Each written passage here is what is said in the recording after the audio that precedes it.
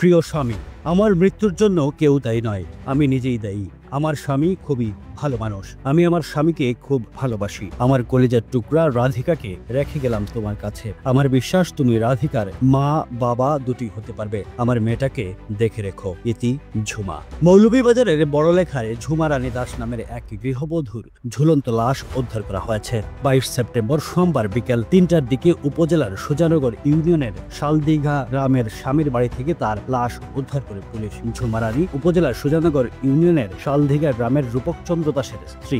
তাদের একটি কন্যা সন্তান রয়েছে, যার নাম রাধিকা। পুলিশ ও স্থানীয় সূত্রে জানা গেছে, নিহত গৃহবধূ ঝুমা রানী দাস তার মেয়ে রাধিকা ও স্বামী রূপক চন্দ্র দাস সহ নিজ বাড়িতেই বসবাস করতেন। তার স্বামী রূপক চন্দ্র দাস ফ্রান্স প্রবাসী। 3 মাস পূর্বে ছুটিতে দেশে আসেন। সোমবার সকালে ঝুমার স্বামী, ভাসুর, শাশুড়ি ও মেয়ে আত্মীয়ের বাসায় বেড়াতে যান। অসুস্থ থাকায় ঝুমা রানী দাস বাড়িতে থেকে যান। বিকেল 3টার দিকে ঝুমা রানী দাসের ঝুমার কোনো সাড়া শব্দ না পেয়ে বসত ঘরের দরজা ধাক্কা দিয়ে খুলেন। এ সময় সিলিং ফ্যানের সঙ্গে গলায় ফাঁস লাগিয়ে ঝুলন্ত অবস্থায় ঝুমাকে দেখতে পেয়ে তিনি চিৎকার দেন। পরে আশেপাশের লোকজন এগিয়ে এসে ঝুমার ঝুলন্ত লাশ দেখতে পান। খবর পেয়ে বড়লেখা থানার এএসআই দেবল চন্দ্র সরকার ঘটনাস্থলে গিয়ে লাশের সুরতহাল রিপোর্ট প্রস্তুত করেন।